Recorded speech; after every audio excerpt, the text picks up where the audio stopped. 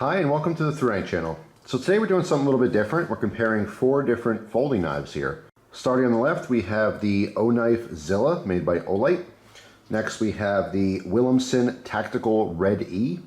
Next up we have the Aegis AT. This one is made by SOG or SOG. And last on the right here we have the Kansept Cryo. So the first one we're going to talk about here is the OknifeZilla Zilla. Alright, again this one is made by Olight. Alright, this has a flipper. There's a liner lock, so you can see there's a flipper on the back here, so you push down on that to open the knife. Alright, and it locks up with a liner lock, which is down in the frame here. Alright, this one sells for $84.95.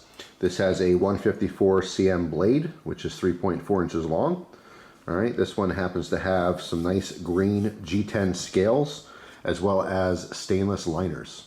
Okay. And if you look down in there, you can see there is some holes, okay, which is drilled out. That's to lighten up the knife a little bit.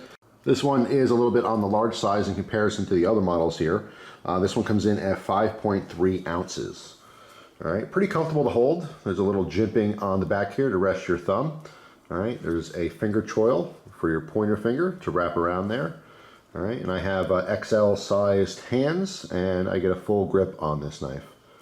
All right, so very easy to open and close, pretty fast, very efficient, very large blade, just a little bit of curvature on our edge here. And that's pretty much it. That is the OknifeZilla. So next up here is the Tactical Red E from Williamson. These sell for $79.99. There's basically 2 main ways you can open this. All right, there's a cutout that goes to the blade, so you can open it with the right hand or the left hand. All right, so it's ambidextrous.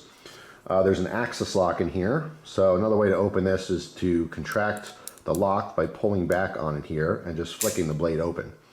All right, but either way, very little compact knife. This comes in at 7.5 ounces, and that's mostly because we have a metal frame here and some G10 inserts, okay? So the G10 is actually very heavily textured, right? So it gives a lot of grip on here. When your fingers wrap around, you can really feel that. This does have some jimping on the back of the blade as well for your thumb. It's a little bit of a smaller knife for my hands. Again, having I wear XL size gloves, you know, for comparison. But you can see I don't get a full 5-finger grip. My pinky kind of hangs off the edge there a little bit. There is a finger choil here. My other 2 fingers, middle and ring finger, rest very nicely in this portion of the handle. But again, for my size hands, pinky kind of falls off a little. If you had smaller hands, I would say medium sized gloves to maybe large. You could probably fit all 3 of your fingers in this little section here. All right, but chunky little knife. This one is also in D2. All right, 2.7 inches of D2 blade there. All right, a lot of belly, so it's nice for slicing here. There's a little swedge on top. Just a pretty neat little knife. All right, but it is kind of chunky. 7.5 ounces for a smaller knife like this tends to feel a little bit heavy. All right, but the axis lock is very cool, very fun as well to open and close. But you can do it nice and slow as well if you wanted to. So that is the Williamson Tactical Red E. So next up here is the Aegis AT, all right, by SOG or SOG Knives. And this one comes in at $79. There's a couple different color variants on this one. This one is in the Forest and Moss. Okay, so it's a 2-tone green. So we have 1 green for the handle, a 2nd green for some of the hardware. We have ambidextrous thumb studs here, as well as their own version of the axis lock, which they call the XR lock, all right, as well as the safety on back and the spacer. So it's basically a 2nd green for an accent color, all right? So how this knife works is a little bit different. This is a safety because this is assisted opening. So if it's in the pocket or in a bag or something, it's not going to accidentally open. The safety is engaged. You can see it almost looks like a little shark fin that's sticking up. When you want to take the safety off, you just push that in. Okay, and you can see the red dot. That means we are now ready to fire. And all you have to do is just nudge the thumb stud. Again, this is fully ambidextrous, so you can use it in the left hand or the right hand, but just by pushing that a little, it catches a spring and shoots open. Okay, this particular one also has a Tanto style blade, although there are other variants on this knife. This one has a 3.1 inch blade. This is also D2. All right, this one comes in at 3.1 ounces. And again, we have the XR lock, which works like an axis lock as far as how you're manipulating it. You're just pulling down on here. It's on both sides, so again, fully ambidextrous there. But once you disengage the lock, then you can close the blade. Okay, so opens very fast. It's very comfortable. Again, for my larger hands, I have plenty of handle on here. On the butt end here, the little spacer that's on the bottom extends out towards the front. That gives you a very large spot to add a lanyard if you wanted to put a lanyard on this knife. Now, if you notice, the handle scales here aren't as grippy as far as the texture, but it's still very comfortable in the hand. There's a very slight finger choil in here, but lots of room to accommodate different size hands. And I can get a very nice grip on this as well. All right, little jimping on the back, on the frame, as well as the back of the blade. All right, so once you rest your thumb there, it's not going to move. So, very nice knife by SOG. All right, that is the Aegis AT. So last up here is the Kansept Cryo. These sell for $72.88. I do want to make a quick note that all the prices I'm quoting in this video is, as of the timing of this video, the prices that these are selling for on Amazon, since Amazon's a very popular place to purchase knives. So this one has a flipper on the back, as well as a very large cutout in the blade, so you can open this nice and slow if you want. It is a liner lock, or of course you can use that flipper on the back to flip it open very quickly. This one has a 3.5-inch D2 blade. Now this model comes in a couple different variants. This one happens to be the black coated blade with this very nice deep brown micarta scales, all right, for the handle. This one comes in at 4 ounces. All right, there's a finger choil here, and then there's kind of a second choil. Again, XL size hands. I can get a full grip on this. It's very comfortable. Nice rounded edges as well. Okay, a chamfering on this knife. So my pointer finger rests nicely in that finger choil. My middle finger and ring finger rest nicely in this secondary slight curve, and then my pinky lands right on this flat spot, right where it's intended to land. Okay, so if you have larger hands, this could be very comfortable for you. So now that we know a little bit about each one of these knives, comparing them together against each other, because individually they're all fantastic knives.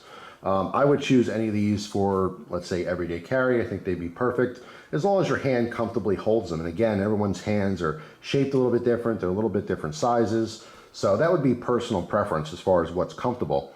But they're all very functional knives. 3 of them sport D2. The only different one here is the O knife, which has 154 cm. If you're not familiar with blade steels, 154 cm is technically a better steel. And what I mean by better than D2 is that it's going to have better edge retention. All right, so it's going to be a little bit longer times in between having to sharpen these knives if you went with a 154 cm compared to the D2 that's on the other 3.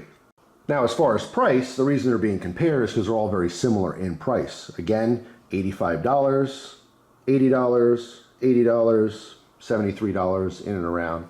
So they're all very similar as far as the price goes, but you can see they're totally different in their design and in some cases even how they function. Both the Oknife Zilla as well as the Kansept Cryo have flippers. I do like flipper knives. It's just nice to just grab that very quickly and pop the blade open.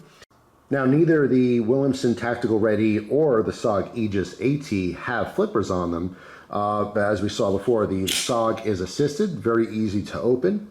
Now again, even though this is not assisted or has a flipper, you can still open this very quickly by pulling down on that Axis style lock, all right, and just popping the blade out.